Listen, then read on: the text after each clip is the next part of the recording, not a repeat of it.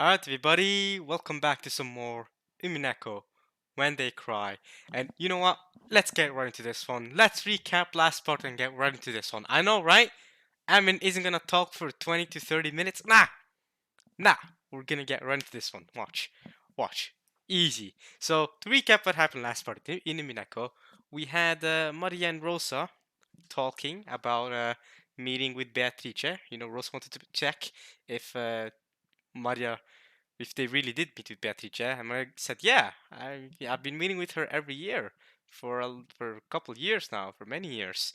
And Rosa then made a pact with herself that basically she'd be with Maria the entire time during this family conference to make sure she doesn't meet up with this Beatrice person. So that's basically Rosa's plan right now. And yeah, she did also hit her at the end there because she was laughing like a like a little weird, or a little creepy at least. So yeah, hit it again, but I don't think it continued. So I don't know. We cut off from them at least. But yeah, Rosa made a pact, and she has a letter that she's supposed to read during dinner, and she promised Maria she told Maria to promise the witch that alright, I'll read it during dinner. I won't secretly read it on my own. Maria also got a letter. I'm not sure if she's supposed to read that at dinner or not, but she also got a letter. So they all have letters right now. But so during dinner time is going to be an exciting time. It's going to be exciting because Rosa's gonna pull up and she's gonna say, "Hey yo, everybody! I'm about to read this letter, and I cannot wait for it." All right, but yeah, let's get right into it. That's basically a recap last part. I mean, what happened at the start, I guess. I mean, at the start, really, we didn't really see much happen at the start. It was just the end of the conversation between Kitty and the others, right? So it wasn't really much going on. I recapped the end of last part, so it's fine. All right. I wonder if she's being scolded by Auntie Rosa again. Kinda, kinda. Although it's not her fault for meeting with this imaginary person. Well, I say imaginary, the witch.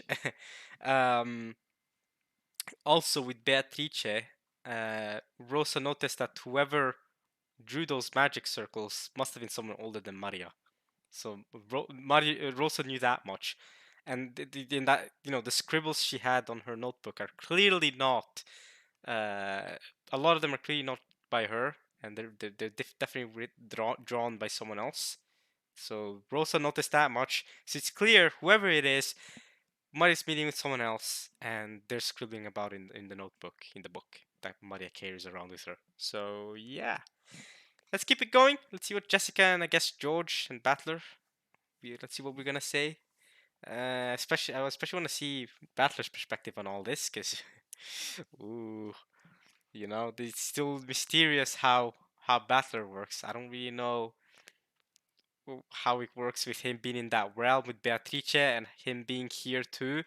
I don't really know how that works, but we'll keep it going. It'll probably be explained eventually, more in depth. Ever since they had met Maria in the airport, she had constantly been making a huge fuss about Halloween. But it seemed she had cut loose a little too much, and acted a little too boisterous on the plane, on the boat, and during lunch, because Rosa had warned her several times. Right, and that's when it goes too far. Although, I mean, Rosa was hitting her on the train, so it's not like the hitting started right now recently. I mean, she was already hitting her on the train, and she already got mad at her again. And stomped on the candy once they arrived. So it's a recurring thing. Okay, that's all I'll say. Because Rosa warned her several times. You say. Hmm. In times like that, Auntie Rosa would rarely scold her in front of people. More commonly, she would call Maria into the shadows and scold her when they were alone. Yeah, I kind of noticed that. But she was scolding her on the train too. But the moment she noticed that all the people were staring or something, that's when she broke free. Well, she kind of broke away from it and went, "Oh no, Maria, I'm sorry, I didn't mean to hit you," stuff like that. And then they went out, and then she started hitting her again. Or it wasn't really like that. I mean, she didn't say I'm sorry. I'm pretty sure she just stopped on the train and didn't stop hitting her and said, "I was my bad," and then she hit her once they got off the train. Then the train attendant came by, trying to appease the situation a bit, but yeah, that didn't really work out because she just screamed at him, yelled at him to go away, and yeah. And then Rosa said sorry again, and then they went and bought some candy. So yeah, I really hope I really hope all ends up well with that family, man. Both Maria and Rosa deserve the best for me. I mean, yeah. Oh well, we'll keep going. That sucks. So since Maria had been called off somewhere, they thought she must be getting scolded. Well, kinda. Again, she is kinda getting scolded, right? She has been hit, but they're also talking about the witch. So, hmm. When they looked at the clock, they realized that it was almost 6, so almost dinner. They couldn't really imagine that Maria had been being scolded this whole time. Had been being. Wait, wait. I know what they're trying to say, but let's try again. They couldn't really imagine that Maria had been being scolded this whole time. Maybe we could rephrase this. They couldn't really imagine that Maria had been scolded. I think the being doesn't need to be there, right? They couldn't really imagine that Maria had been scolded this whole time. Or during this whole time, maybe I don't know, had been being. Okay, you know what, English isn't my first language. Why am I trying to correct things? That's this could be completely grammatically correct and I'm just an idiot. My bad. I'm an idiot, sorry. All right, my bad. Sorry. All right. Dang, this this this visual novel is so long. I understand. It's fine if you find some errors here and there. I don't think this might not be, this probably isn't an error at all. Let's keep going. We're making a way bigger deal out of it than needed. All right. Perhaps it had come time for some anime she watched every week to start or something. She had probably just decided to stay in the mansion's parlor. Hmm. There was a time jump between when Rose and Mario were talking and now, right? Between, well, what was it, 2 p.m. then? 1 p.m.? 1:30 p.m. I think? 1:30 p.m. to now 6. So she was being scolded a bit at 1:30 p.m. I'm sure she's gone over to the parlor or something. Or maybe they've gone to meet with the witch. That would be cool. Yeah.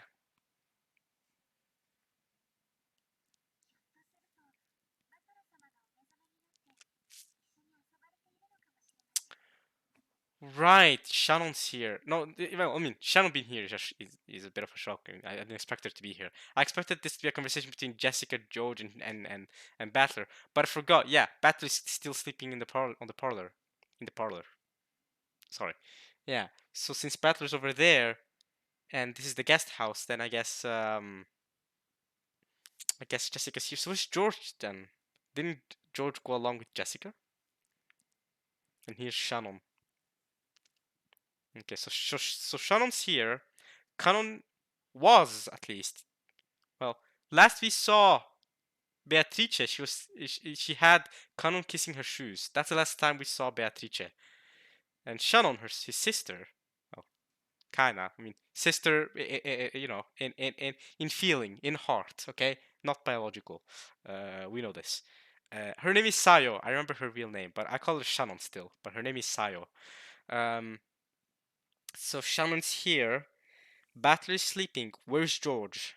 Is George here with them? Is George gonna join this discussion in a second? And they're playing together. She could be playing with Battler. I wonder. There he is. There he is. There's George. Because yeah, it makes sense for George to be with Jessica.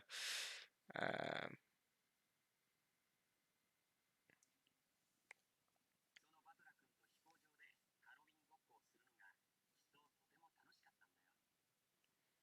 I'm, I'm sure she had tons of fun when she played Halloween with Battler at the airport. Yeah, I'm pretty sure she did. It felt like she did. But anyway, sup George. Okay, so you're here. All right.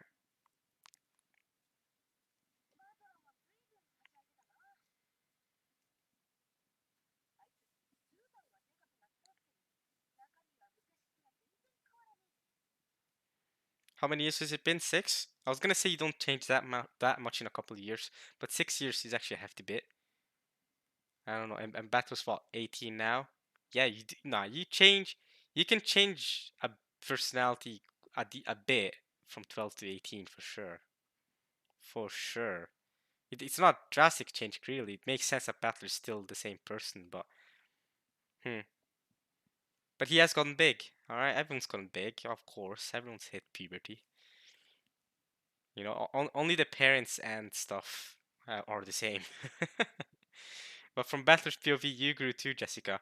There was a whole that. Do you remember that whole fan? I don't know if this happened in episode 2 as well in this timeline, but remember that whole fan service moment of how Battler goes, "Oh yeah, you grew really big, Jessica. You grew really big, Jessica." Yeah, and he said the same thing to Shano because Shano's actually pretty young too. That was the same thing. So yeah. Although I did get a comment saying that those kind of those kind of moments don't happen um too much from afterwards. So yeah, it was still a bit weird though, because his cousin. It is his cousin. It's a bit weird. I don't know, man. You know what? But yeah, I'm not gonna think about it too much. No big comment. It's fine. We've already talked about this. Let's move on.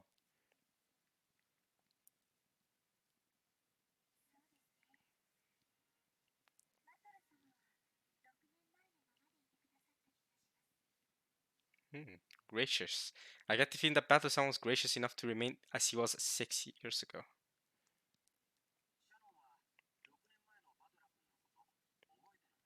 You remember how Battler was 6 years ago, Shannon? I'm sure she does. I mean, right? If she's 16, like a commenter told me, then she must have been 10 6 years ago.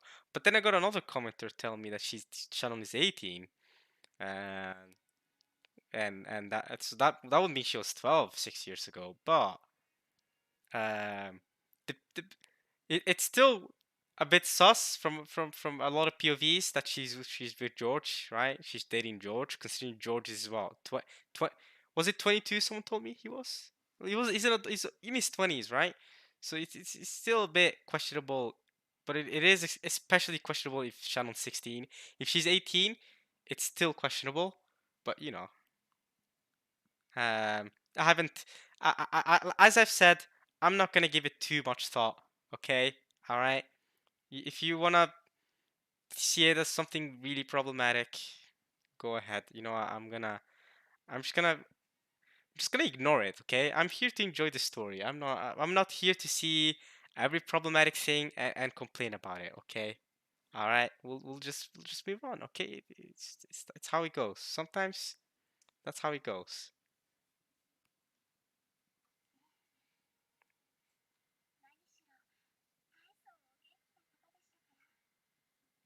He was, well, very energetic. Battler was energetic.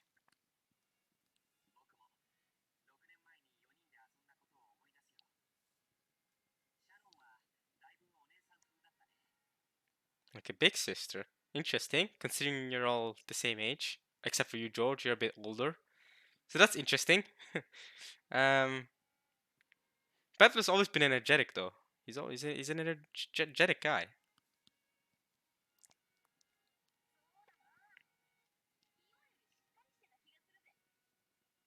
She was more level-headed back then. What? What?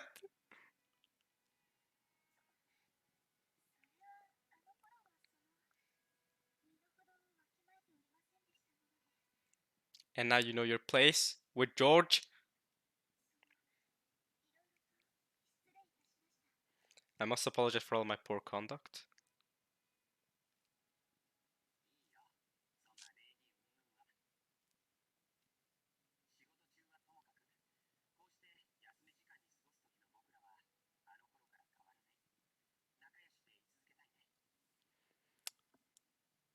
I'd like it if we could all be friendly together like we were back then, when you're taking a break like you are now.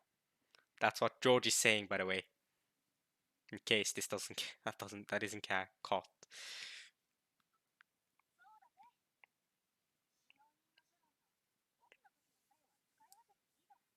Separate the servant Shannon from the off-duty Sayo. Ooh, okay. So even Jessica's now using their real name, not just George.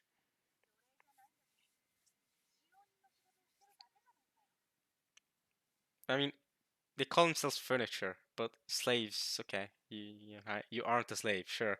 You're just working a job as a servant, right? That's not how Genji and Kanon and them see it, but yeah.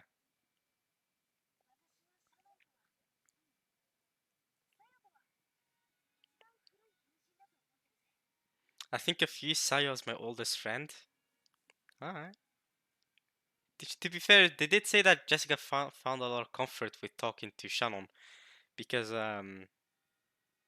because she was the only person in the mansion who actually comforted her um and when she was having problems with her family and stuff. So yeah, I mean being a lone girl in this mansion, I understand it's gotta be lonely, and Shannon being another person who's around the same age can understand your feelings more than you know your your your older parents and uncles and stuff and aunts and stuff.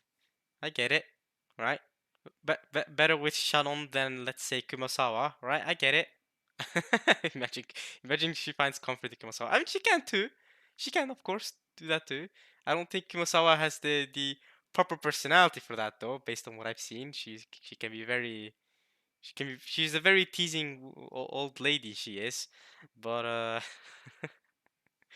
Shannon's nice.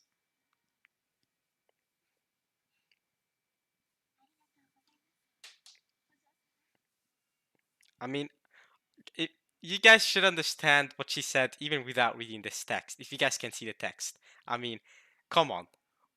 At this point we've all seen enough to know what arigato gozaimasu ojo-sama. We've seen enough anime and stuff to know what that means. Thank you very much, my lady. We all know what that means. Come on. We don't we This is one of the times where I don't need subtitles to know what she's saying. I don't. I'm not. I'm not saying I'm proud of knowing that. By the way, just saying. It seemed that Shannon understood what lurked under Jessica's words because she had heard a little bit from Jessica and Conan about what had happened between them. Oh, right.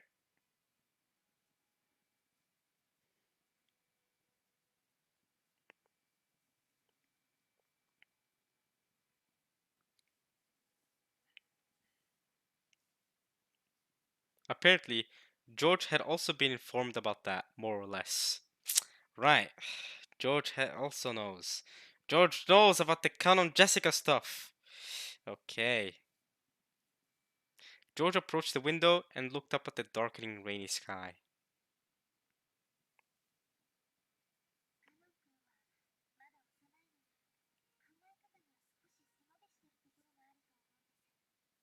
When it said rainy sky, I immediately thought of glassy sky above.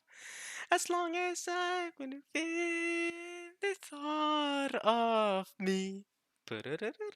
Glassy sky above. I'm not pieces of meaning. Da, da, da, da, da. It's okay. I'm singing Tokyo Ghoul. Okay, it's a Tokyo Ghoul soundtrack. Tokyo Ghoul Route, actually, I think. Uh, really good soundtrack. I love Glassy Sky. Anyway, don't watch Tokyo Ghoul. I do not like what they did with it. Read the manga instead. That's what I did. Very good manga. The show I really cannot say the same about the show. I mean I might as well just treat it like it doesn't exist. Other than the opening and the sound. Again, the openings, especially the first opening, and the soundtracks are amazing. And other than that, the show doesn't exist. All right. Anyway, in some ways, he tries to be a little too hard to be mature in his way of thinking.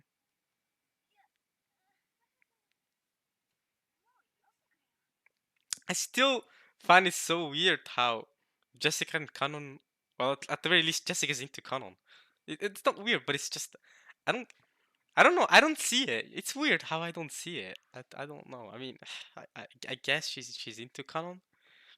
I've just never really seen it that way. In episode one, I can understand George and Shannon when we first in episode one. I was still, well, I wouldn't say surprised by it, but I was still, a bit wowed by it, I guess, But I could see it. Okay, George and Shannon, I see it. Jessica and Canon, I didn't really see it the same. I didn't. I didn't see that it could work the same way. But at the end of episode one, she invited him to the Golden Land. So there's all right, there's something there, and in episode two, it's even more confirmed that clearly there's something between them. Although Canon still is stubborn about it because he's furniture, according to himself. So yeah, and now he's kissing Beatrice's shoes. So I wonder what Jessica thinks. He's doing it for Shannon. At least he's doing it for Shannon. So maybe Jessica will see it as a respectable action. Who knows? Although Jessica did say during her dying breath in episode one, Battler, don't believe in her. You can do it. You can win Battler. At the very end of episode one. So I'm not sure if she would support Cannon's actions there, because she was supporting Battler.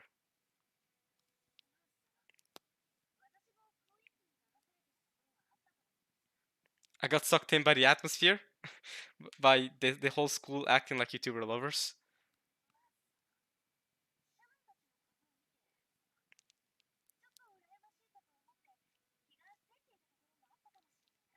I got a little jealous and started feeling a little rushed. There might have been a bit of that too. Hmm.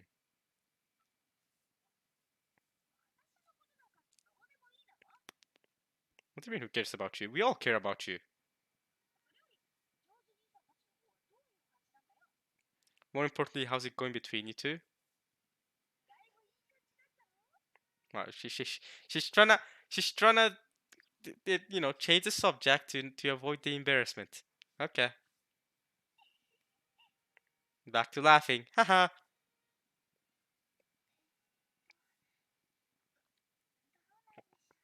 I wonder. George saying yes, it's going good. Yes. George is confident. It's going well. George, unlike Shannon, wasn't very flustered with the answer. He just said, yeah. Shannon was lost for words, her face red, while George answered brightly and immediately. That carefree attitude made it obvious that the relationship was proceeding so perfectly it would make anyone envious.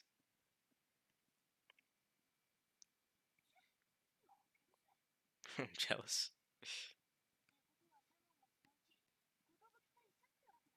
Shannon's gonna be resigning and cutting up a cake pretty soon.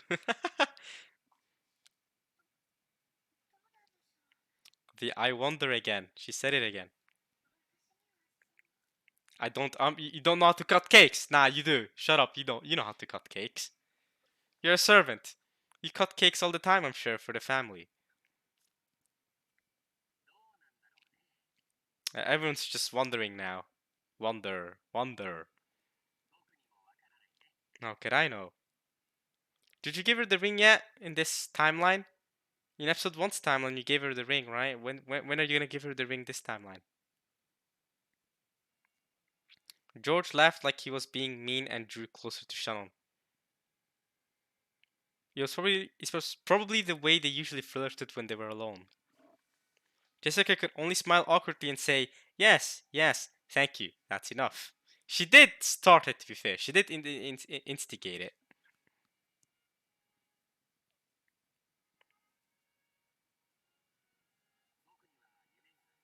I have a dream. I'm Giorno Giovanna, and I have a dream. Let's take over the mafia.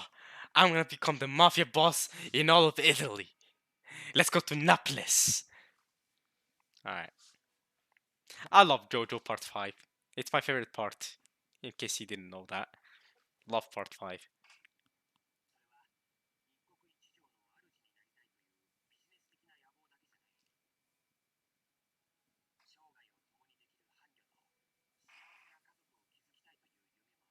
You have many dreams. You want to become a leader in business and build a family. Great.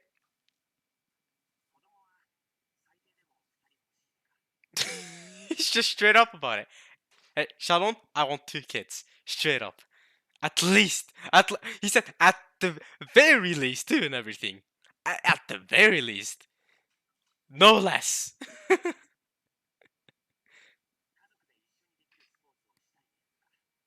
I love to do some sports that the whole family could do together. Many more things besides that.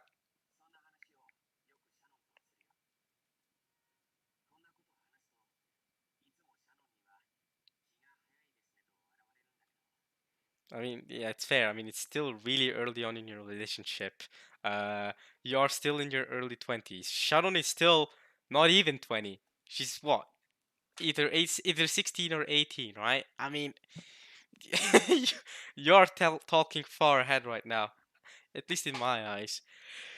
You know, considering I'm a similar age, I'm to me all the stuff you're talking about is way ahead, way ahead of my time, of my current time. I'm not even I haven't even started thinking about that, and you're going, oh, I want two kids at the very least. Wow, he's already thought that far ahead. Dang, okay, well he's got his life put together. That's great. Must be great being rich and things working out for you like that. Although Beatrice's fate work also helped the relationship out in the way Shannon wanted it to. So, hmm,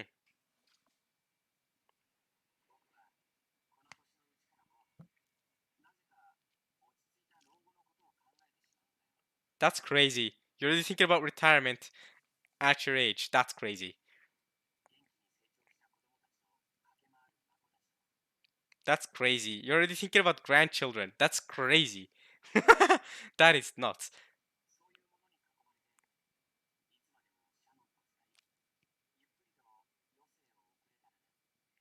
It'll be nice to spend my final years at a slow pace, surrounded by that, and together with Shannon forever.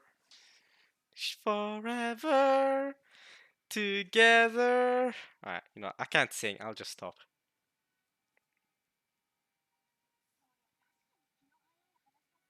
Okay, yeah, I thought Sharon was exaggerating when she said he's getting ahead of himself. Nah, he's definitely getting ahead of himself. Oh, that's what she said.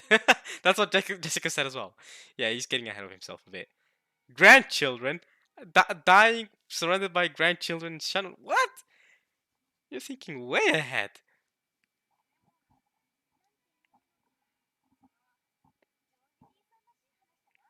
It sounds like you. It sounds like you, George. I guess it does sound like him.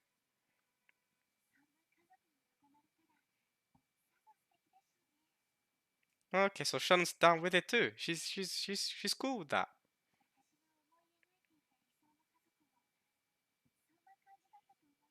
Okay, so they're on the same wavelength. She also has that ideal family she painted on her mind when she was younger. Okay, okay, so they're on the same wavelength. Well, this is going splendidly. To Shannon, who had been raised in a welfare institute, that harmonious image of a family was probably something she yearned after. Fair enough. And George, who promised that he would definitely grant that wish for her, was surely a fitting person for her to spend her life with. Okay, yeah, sure. Shannon was an important friend to Jessica. George was surely the one most fit to entrust that friend's future to.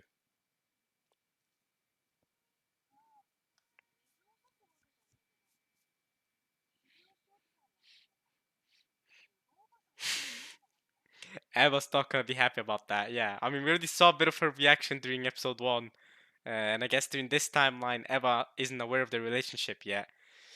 This is a yikes. Eva's not gonna accept this easily, at least, at all. Wouldn't it be tough to convince her? I think they can manage to convince Hideyoshi. I think Hideyoshi is the sort of guy who would allow it after a lot of convincing. Eva is going to be basically impossible to convince. She's not going to be okay with it, especially because she's built up her child since he was born to be this perfect guy to be the successor to the Ishinomiya family name, right? She wanted her son to do it, and now he's planning to get married to a servant. Yeah, I was not gonna be happy about this. Yeah, that's Shannon's discouraged by that. Yeah, George is laughing as if he's confident, as if he has a plan to sort it out.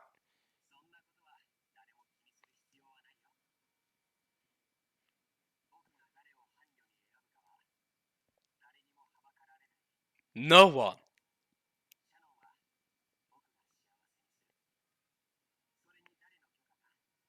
Facts. Don't let your mother, control your relationship. She doesn't want to. It's fine. You know, get get your money, start your own business, marry Shannon. Eva has got nothing to say. She can't do anything. What's she gonna do, right? I mean, you're an adult now, right? You can choose, right? Your mother can do what she wants, but if you choose at the end, you really want this sort of life, then yeah, your mother has no room to talk. Hell yeah. Whose permission do I need? Jessica's impressed. Kakoi?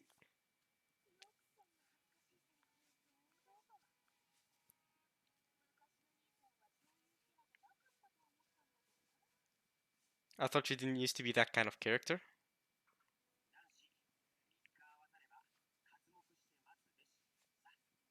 Damn, really? Hey guys, did you guys not recognize me after I left for a week? I know. Okay, I know George is just making a little joke there. I know. It's fine. Even I grow up.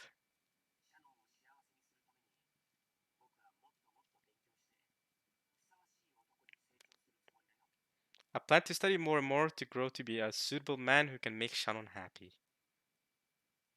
It seemed that perhaps George had some kind of awareness of how embarrassing the words coming out of his mouth were.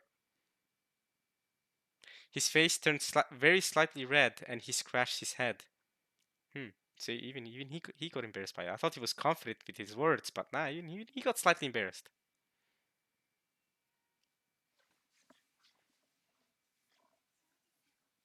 Oh, she said "san," not George Sama. She said George San. That's we know. That's different. That's a different way of addressing him.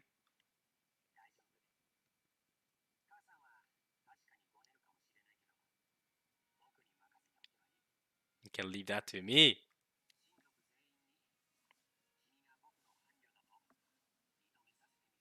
The whole family accept you as my partner. He's gonna show her that he can make his whole family accept her as his partner. That's wow. It's the key. I'm jealous of you, Shannon.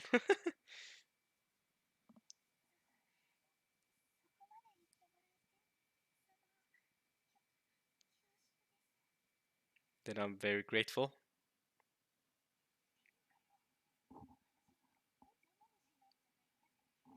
Yeah, no, yeah, you definitely are a third wheel here, Jessica. Yeah, yeah, definitely, 100%. Yeah, get out. Yeah, definitely. Let them sort it out.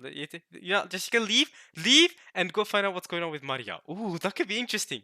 Go find out what's going on with Maria and meet up with Beth or something. All right, leave these two alone. They're clearly getting into it. All right. What is that ringing? Do you guys hear the ringing? Oh, it's a phone. I think it's a phone. Smiling awkwardly, Jessica stood up from the bed she had been sitting on, and at that very moment, the phone rang. All right, the phone is ringing. I guess it's dinner time. It's dinner time, which means it's letter reading time. Before Jessica picked up the receiver, wondering what they wanted, Shannon looked at the clock and was taken aback. It seemed that she had taken too long on her break. Uh oh, is Shannon gonna get in trouble? Hmm,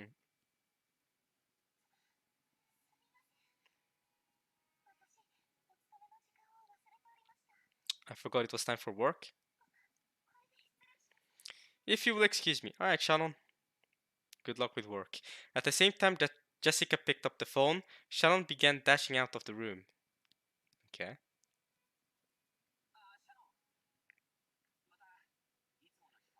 Oh! Again, same time, same place. Okay. They have that kind of thing going on. Okay. Yes. Shiresimasu. Everyone knows what that means.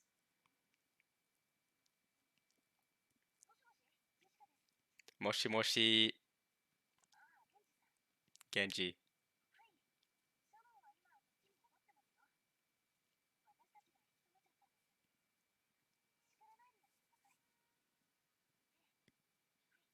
We held her up, I'm afraid. Please don't scold her. Yes, okay.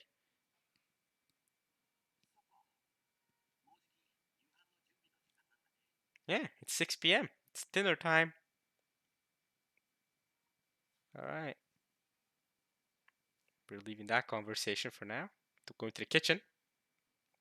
Many plates were lined up on the counter in the kitchen, and preparations for dinner were proceeding steadily. The number of plates that were lined up there was 19. Oh! Interesting! Beatrice is joining us for dinner? Or. Yeah, nah, Beatrice is joining us for dinner. Yeah. Oh, okay. Does that mean Kinzo is joining too? Because if there's 19, I mean, if Kinzo's just gonna stay up in his study, then all you need to really prepare are 18. But I guess if you're gonna bring the food to Kinzo's study anyway, then I guess, yeah, 19 plates, sure. That number was one more than were lined up during the family conference every year. We got a special guest!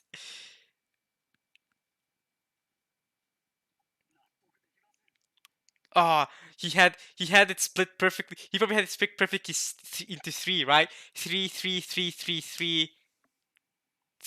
I think that's six threes. So that'll be 18. But now that you've added the 19th person, man, the math does not go up anymore.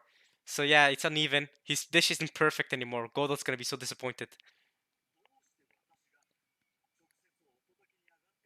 Okay, never mind. That's not what he's mad about. He's mad about the fact that he can't flex on the other servants and stuff. That he's the best servant because he can't deliver it directly.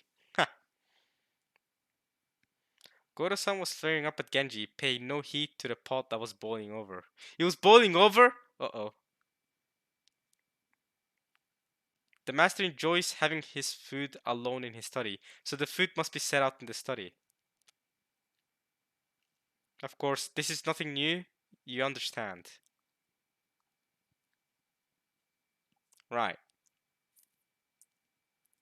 Right. So is that why God isn't the one sending the food directly? Because he's gonna go to the study to give the master the food? Or am I confusing these words here? The master enjoys having his food alone in his study. I know. So the food must be set out in the study. Yeah. There's nothing you understand. Yeah, I get that. Goro-san would really like to set the table for the master with his own hands, as he put his heart and soul into his cooking. Right. But is Genji, I guess, not allowing him to do that? Not allowing him to set the table for the master? But the master had imposed a strict rule that none but the servants bearing the crest of the golden eagle could enter his study. Too bad, Gora. You don't have the golden eagle. So while Gora could greet the master from outside the study, not once had he been granted the honor of carrying his cooking into the study. I see. So if this happens every year, why is Gora all of a sudden getting mad as if he didn't already know this was going to be the case? Goro-san was always unsatisfied with this. Of course, he knows he's a newcomer in terms of years of service. However, he has accumulated plenty of experience from his previous jobs, and he is strongly confident that he will be able to conduct himself properly, even in front of Kinzo, in a way that would not insult him. Yeah, but you don't got the crest, man. Too bad, man. You don't have the crest. And yet, just because he's not permitted the Golden Eagle, he still hasn't been blessed with this honor.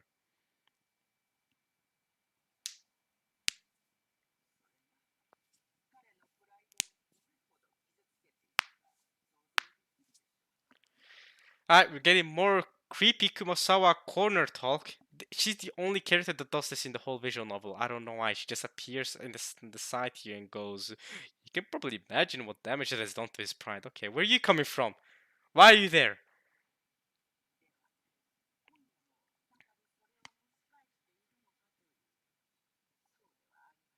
You might think that tonight is a mere resurgence of that old argument, but it isn't.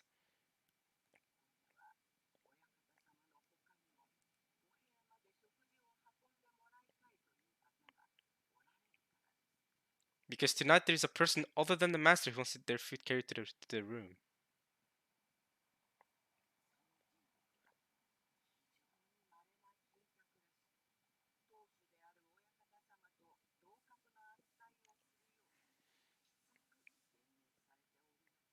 This person is a very rare and honored guest, and there has been a strict order to treat this person in the same manner as the master, the family head. Right. So Gora's not getting mad at that he can't carry the food to the master. He may be getting mad that he can't carry the food to Beatrice directly, right? Is that it? Since there is a strict order to treat this person the same way, right?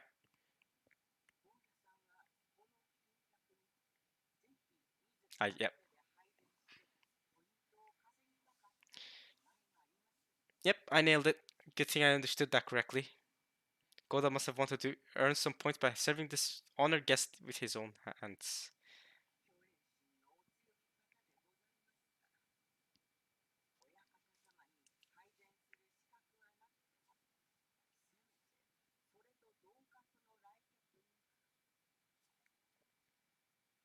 I see. If he isn't qualified to serve the master, then at least a guest of the same rank.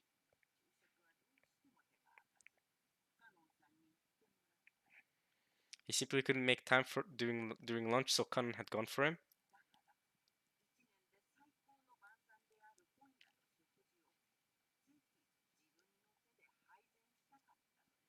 Therefore, he truly desired to serve tonight's food personally the best dinner of the year. Well, oh well.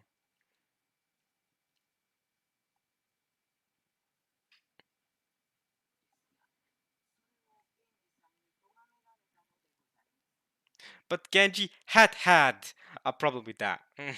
He had. Hmm.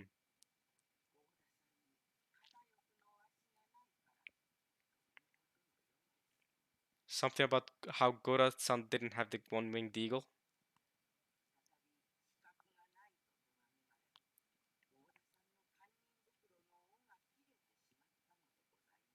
After being once again scolded that he wasn't qualified, Gora-san had lost his patience. How heart-rending, Gora-san? Not really. I mean, if he wasn't so prideful, then he would have been fine.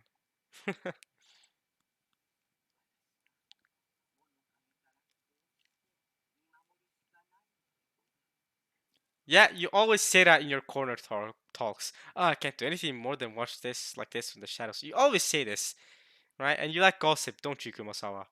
Man,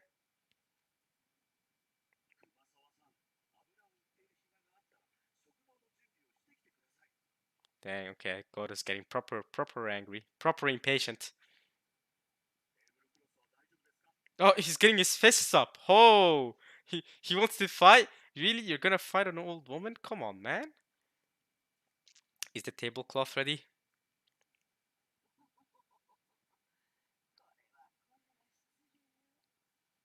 My apologies. Boing. She just left. When it became her turn to bear the brunt, Kumasawa softly disappeared into the hall.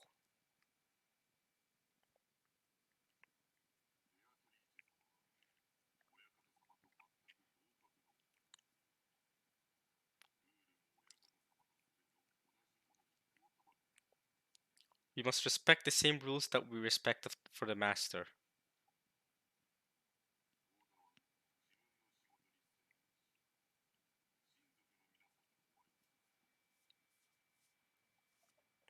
You will devote your attention entirely towards the task you have been given and attend to the family.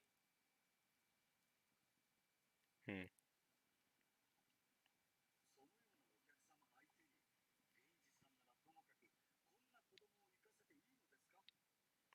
Is it really right to let a child like this go to such a guest? What child? Kanon? Oh, Shannon. Okay. If she made some blunder, it would be quite rude. Shannon doesn't blunder. I mean, as long as you don't embarrass her or make her nervous. You know what I mean, right? If you talk to her and make her uncomfortable on purpose like that, she doesn't blunder. She's got this. Come on, Shannon's got this.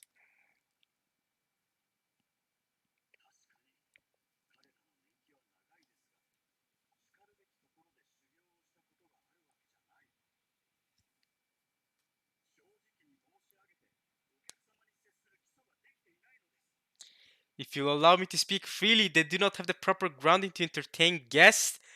Whoa! Hey, Gora, what are you saying about Shannon? Hey, I'm not okay with that. Come on, Gora. Oh, she's here too. She's saying this in front of her. Dang! Oh, oh, Shannon. Shannon. Shannon's been disrespected enough.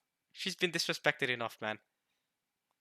This is why I can understand her choice to change fate to be with George. Because man, she's always been disrespected by these other servants, by Natsuhi, by freaking Eva. That Eva one hurt, man. That one hurt. Shannon, hey, I'm here for you, and Kanon's here for you too. I mean, he's kissing the shoes of Beatrice just for you, just for you. Gora spoke bluntly, even though Shannon was waiting right there in the kitchen. Shannon was the one who Genji had ordered to carry the food to Beatrice's room. Ooh, that's gonna be spicy actually. If Shannon carries the food to Beatrice's room, what sort of discussion will ensue between them? Especially if she finds Kanon just kissing her shoes or something, you know what I'm saying, serving for her. And Shannon already knows how Kanon feels about Beatrice, so by the ranking system among the servants permitted the Golden Eagle, Shannon was indeed the second highest ranked. Oh! Second highest? After Genji? Wow. If the highest ranked Genji went to set the table in Kinzo's room, then it fell to Shannon to set the table in Beatrice's room. Where's Kanon at then? Is Kanon the third highest ranked then? I guess? Hmm. Gora's pride was always horribly injured when he was confronted with this ranking system. In times like that, he would speak up bluntly and rudely about Shannon and Kanon. Gora kept raising example after example of Shannon's past failures, making a ruckus about how this was wrong and that was wrong. As Shannon listened to this with her head hung in shame, she heard Kanon's voice from behind her. Ooh, Kanon's here. Okay, okay, so he's left Beatrice's room now. Because last time we saw him, he was kissing her shoes. I've said that a lot, but kissing her shoes. But I mean, he was also just kneeling down to her. So Kanon had been listening from a blind spot, leaning against the hallway side of the wall near the entrance to the kitchen.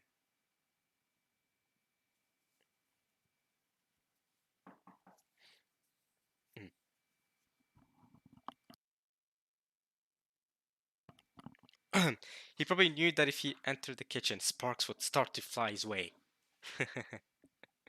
Yeah, makes sense. That's probably why he was hiding. Alright, 1 second, y'all. 1 sec. Gotta check something.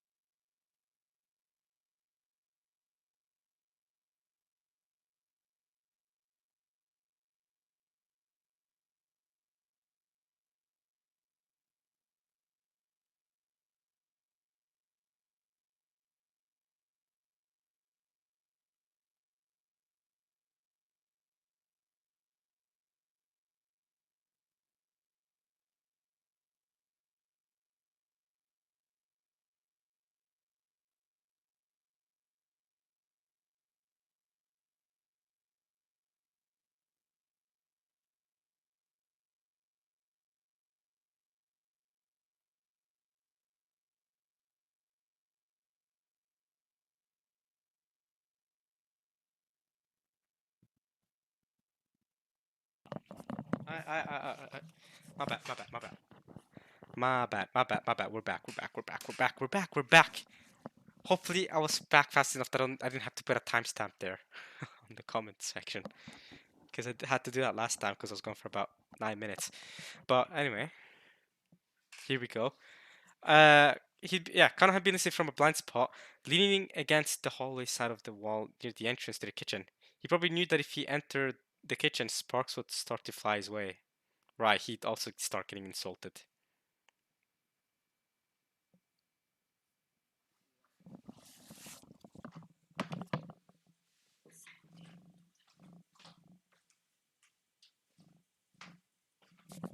Alright, let him rant.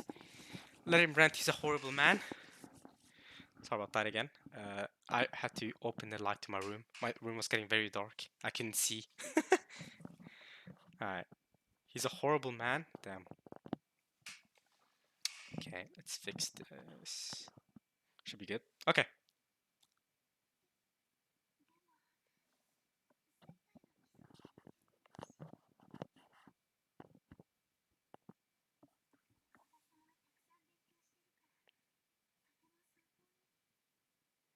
I see what you mean, Shannon. I'm glad you think about it optimistically. But Gora, what he's saying right now, he's not saying this because he wants you to improve. He's saying this because he wants to show off he wants to flex his own skills. That's it. He's not saying this because he wants you to be better. He doesn't really. He's not here he's not here to make you better. He's here to show off how good he is, if that makes sense. So that's why, you know, following his steps. I don't know, or following, you know, thinking too much about what he's saying isn't worth it.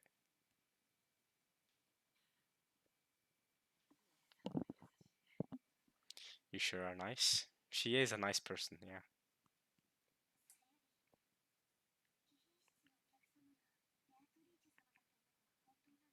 Is the guest in VIP room really Beatrice? Yes, of course it is. Cannot even kiss her shoes. And he did it for you. Yes.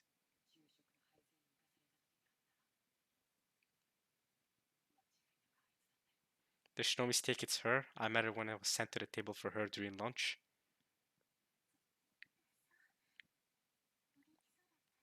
Was she doing well? Canon remembered that he and Shannon had different impressions of Beatrice. Yep. To Shannon, Beatrice was a cupid of love who had granted her magic to create her relationship with George. Judging by her happy expression, it looked like she couldn't wait to inform Beatrice of how her relationship with George had progressed. See, but Beatrice doesn't care about that. He doesn't want your relationship to go well. That's not what she wants. She wanted your relationship to be more of a rocky road, and that's what she's taking advantage of Canon. That's her entire goal. And I think once you know that, truly know that Shannon, once you know how more of her evil side, you'll see maybe Beatrice isn't isn't the impression isn't this you don't get the same impression of her anymore. I'm not saying Beatrice is full of evil, but yeah, I mean, she hasn't really shown much of her good side just yet. That's all I'll say. But there have been a lot of times where a character she's just appeared as evil the entire time, and then you learn all about them, and then you go, "Oh, that's why they did all of that. They're not really all that evil, are they?"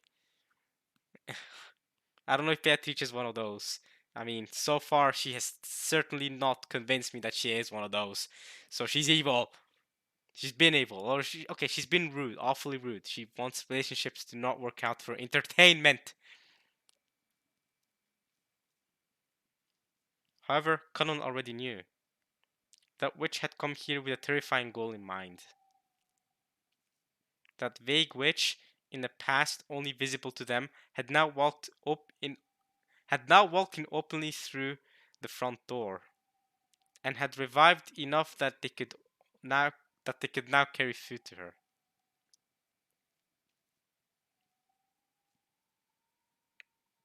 Hey, flashback, or what is this? In the past, when she had disappeared from in front of Canon, the witch had said something about how her own power was still weak. Yes, I've mentioned this before. Why she would disappear and then she'd turn into butterflies, right? She said something about how her own power was still weak, but is not. I guess her power now is strong enough to full on turn into a human and dress with human clothes. That is.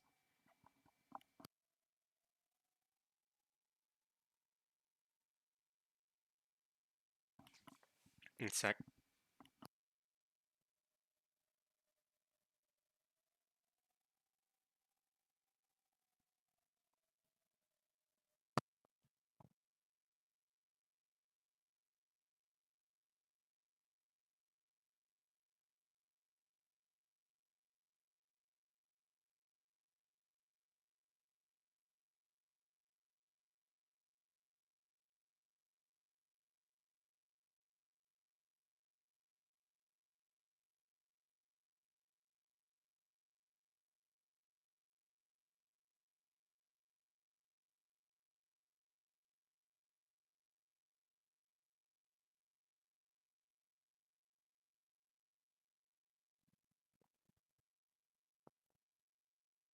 Okay, okay, okay. Alright. Here, let me put this. Let me put this. Oh, whoop, whoop. Okay. There we have. There we have it. Alright. Now that the witch could appear openly like this, does that mean that she had finally returned to her former power?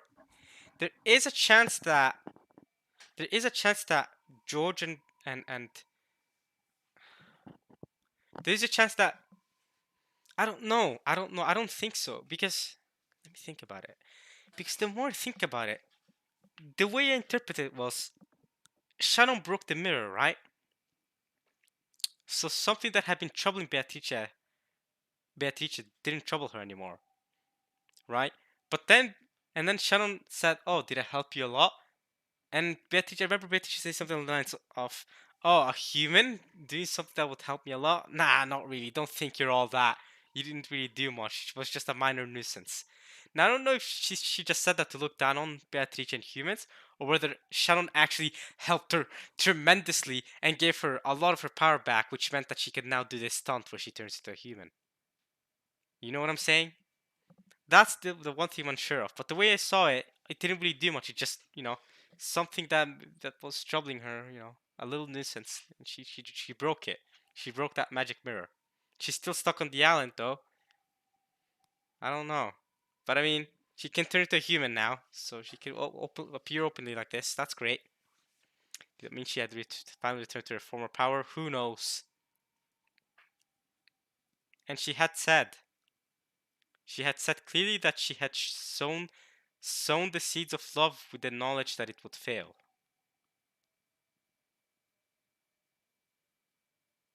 She did say that.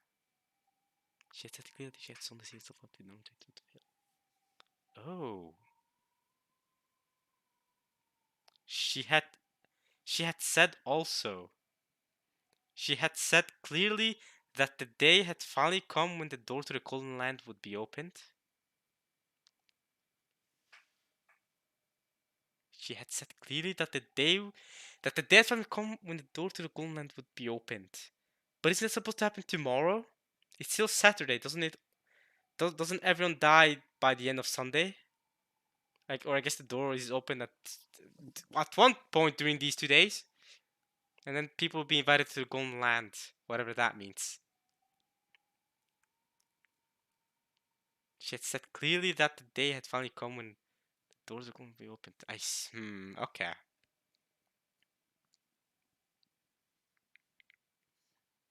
Shannon.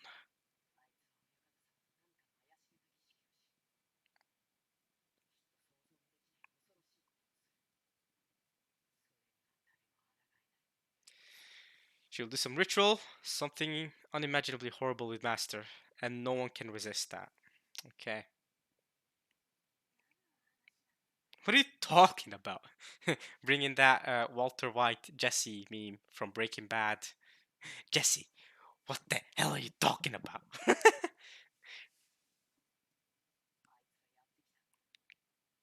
That's a screenshot actually. You should y'all should screenshot what Shannon just said, and then when someone says something dumb, have Shannon just go, "What are you talking about?"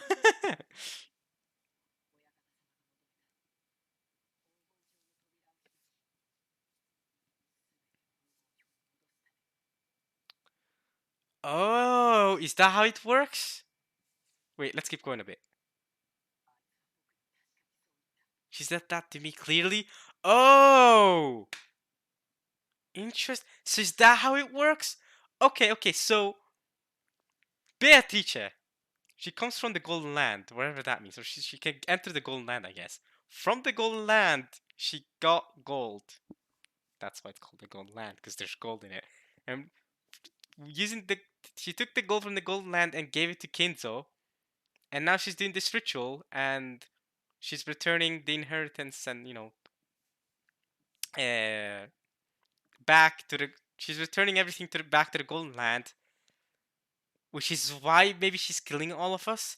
Is the reason she's killing all of us is not only to perform the ritual to make it work and the roulette and stuff.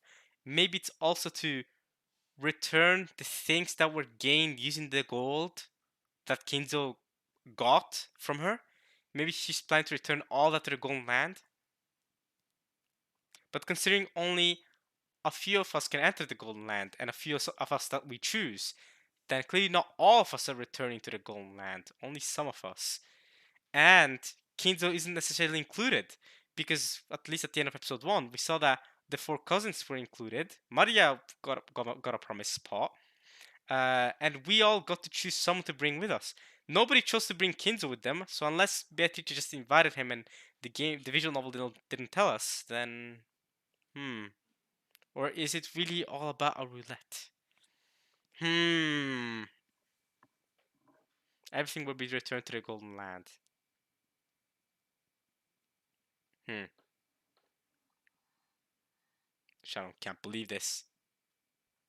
In the past, the two of them, as furniture working for Kinzo, had been told what the opening of the door to the Golden Land meant. What did that mean? Wait, as furniture, what does it mean? What does the opening of the door to the Golden Land mean? Does it mean this ritual where everyone dies? Therefore, even without asking a single question in response, Shannon understood everything. So she grew deeply hopeless. Are we for real right now? So Shannon knows what it means. It's opening the door to the Golden Land. Does that really mean that all of them are gonna die? That the roulette is gonna spin and kill them one by one? Or maybe multiples at once by one? Something tore at Cannon's heart as he saw her expression twist with grief. As if he shouldn't have said that to her. Nah, you gotta be you gotta be truthful. You gotta be honest. You gotta say the truth.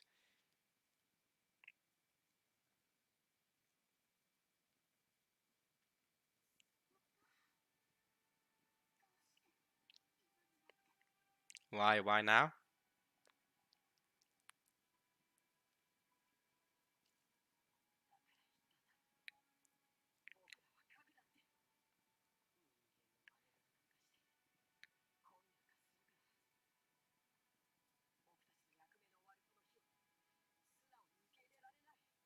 Because you acted like a human. Because you loved, you can't openly accept the day when our service is over. Right? Because if you're pure furniture, you would actually be happy that Beatrice enters you to the Golden Land now, right? You return to the Golden Land. Maybe you get permission inside. Maybe that's great. It's a good thing, right? Because if you're furniture, you're just supposed to accept when the day comes. But if you're human, when the day comes, it's supposed to be a sad moment, right? Oh, I don't want to die, that sort of thing.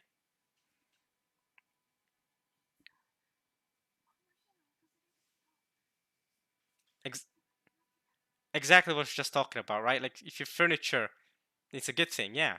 This day would come. It's gonna be over, and we're no longer furniture because we go to the Golden Land. But now you don't want it to happen because you're having a happy life with George.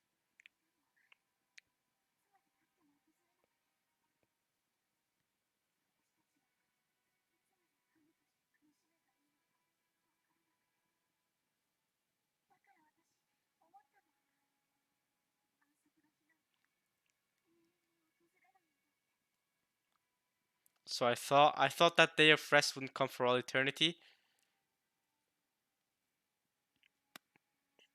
Well, that day of rest, Shannon, comes for all of us. At some point before eternity. I'll tell you that much. I didn't know we would have to be terminated as furniture. How long?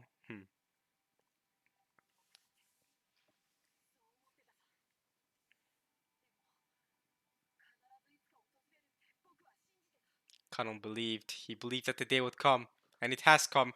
But now, look at the turn of events.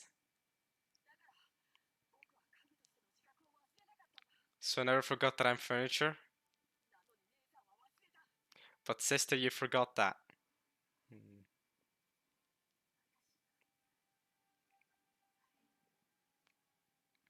It's my fault, isn't it? Mine.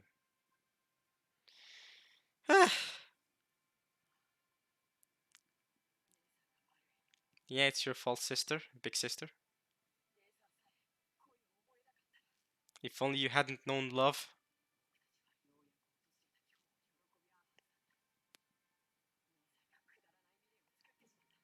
You built up meaningless attachments. Even though it was a world that you would definitely have to leave.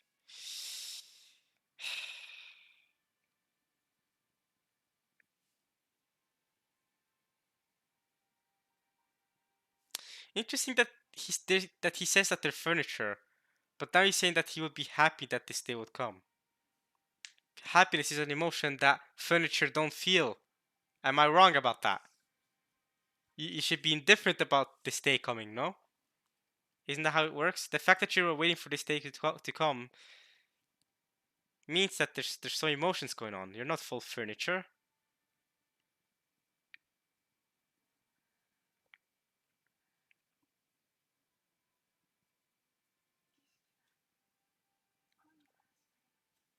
Yes, the ritual will begin tonight. Yes. George and her are gonna be split. They're gonna be the one to be split in the second Twilight. That's what she said, right? Yep. George is gonna give her an engagement ring, and they're going to be split up and killed because she can choose any two who are close to kill off, like Hideyoshi and Eva last time.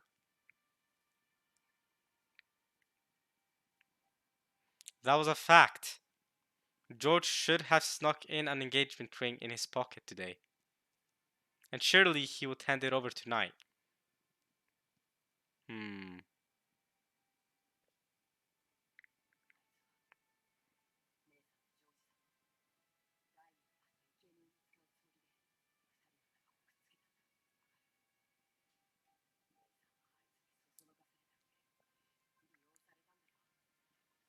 She took advantage of you by tempting you. You're going to be the sacrifices for the second Twilight. Yep, that's what I was talking about. So that was it. I never thought of that. Too bad. Now you're gonna get the brunt of it. But she told me.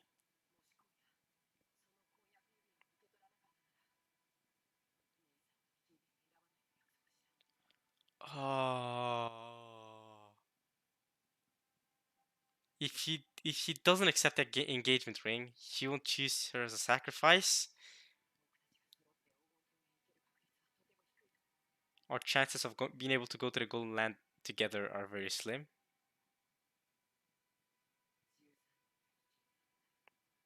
Oh, 13 people sacrificed. Okay, wait. Wait, what? But excluding Beatrice, there's 18 people on the island. What about the other 5?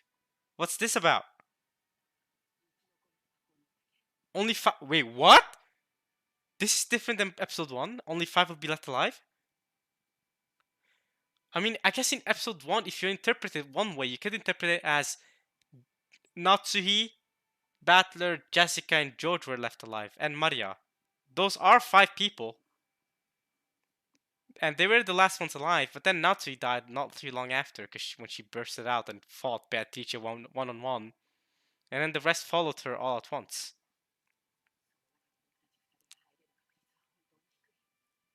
The chances for both of us both being part of that group are very slim. So they that 5 who are left alive are going to be allowed to the Golden Land. But that's weird because in episode 1, only 4 were allowed to the Golden Land. It was the 4 cousins. So, and then those 4 cousins could then choose who to invite who to invite to the Golden Land. If this does work by a roulette-based thing. And then Jessica chose you, Canon, to take with. George chooses Shannon. Then both of you are going to go to the Golden Land. Battler was questionable. We don't even know if he entered the Golden Land or not. And Maria chose her mother, Rosa.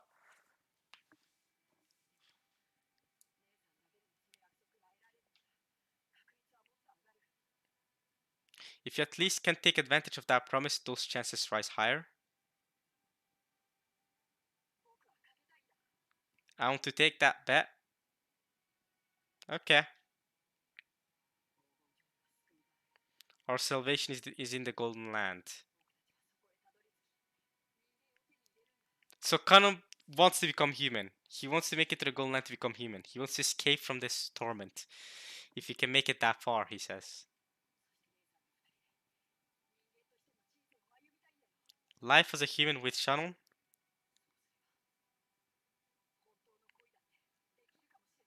True love. Oh, okay. Okay. If you do that, okay. What do you think, Shannon?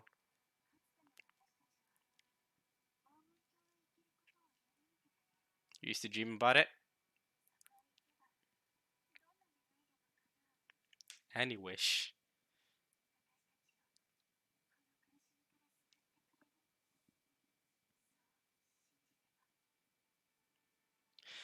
I'm I'm thinking. I feel like Shannon and Connell, they're with this discussion. I feel like they're falling into Beatrice's trap. That's what I feel like. Remember how Beatrice said that what she enjoys the most is seeing couples or lovers argue and split with each other, right? You know, them struggling to get with each other. If Shannon refuses the engagement ring, that's gonna cause problems with her and George's relationship, which will cause entertainment for Beatrice. This is exactly what she wants. I feel like they're falling into her trap. She's only threatening Canon that she's gonna kill them on the second Twilight so that she can gain entertainment from seeing Shannon decline the engagement ring. I think that's what's really going on.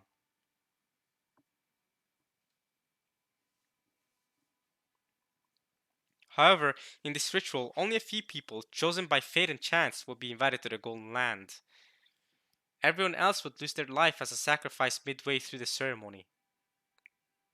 But in the past, Shannon and Canon had thought that whether they reached the Golden Land or were made sacrifices, it would be all the same, because they would be released from their duties as furniture either way. So, in short, the ritual had been something that would definitely grant release to furniture like them.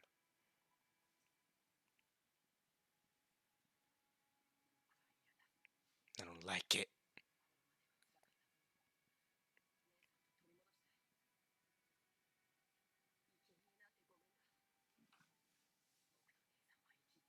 You and I will remain alive, and we'll reach the Golden Land together. I want to take back all the times we had, all the hard times.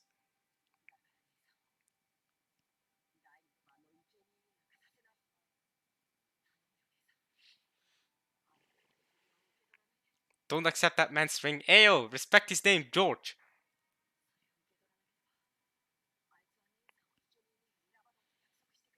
If you don't accept it, she promised not to select you as a sacrifice. Alright, you're falling into her trap, I feel like.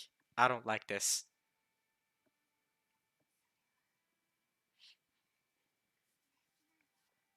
I'm not saying I want you two to be sacrifices. I'm just saying that you know, I think it's better off for it's good that Shannon's saying no, because now she won't be falling to Beatrice's trap.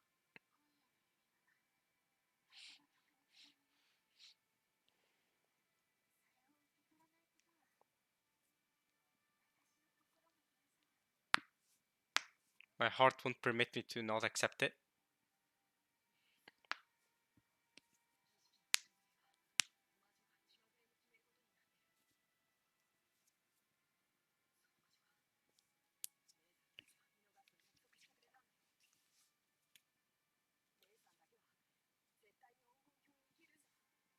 You at least. Hmm.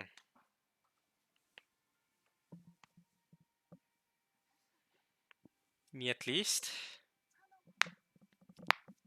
What about you, Canon?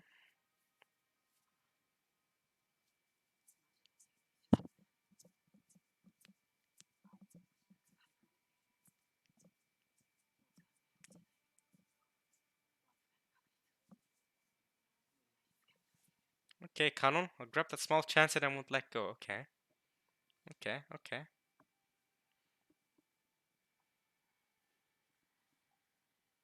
Hmm.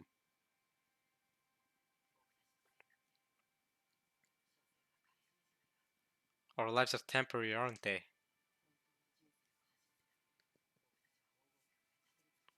Let's make it to the Golden Land. And let's gain our humanity.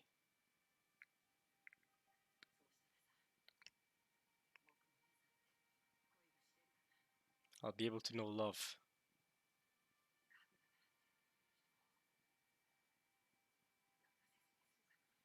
Maybe I won't have to call myself French and make people cry anymore. Hmm.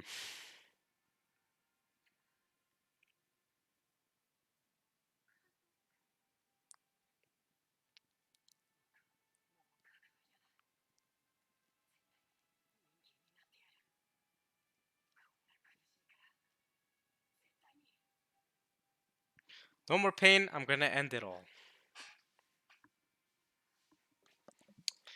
Alright. There were tears in Kanon's eyes.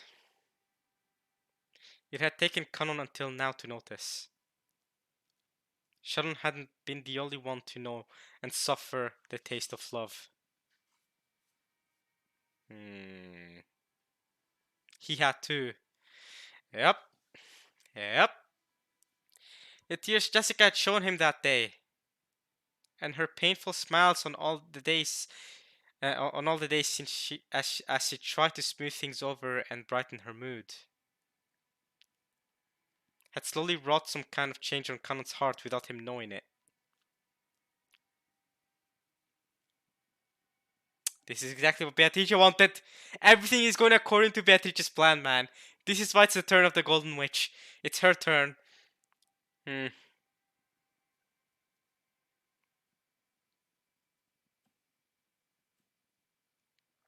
Is that the end of that?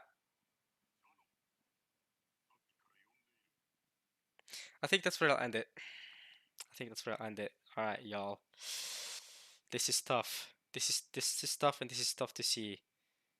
I hope you guys enjoyed this part of Umineko when they cry. Man. I hope I hope they can both reach happiness, both Kanon and Shannon. That's all I'll say. um,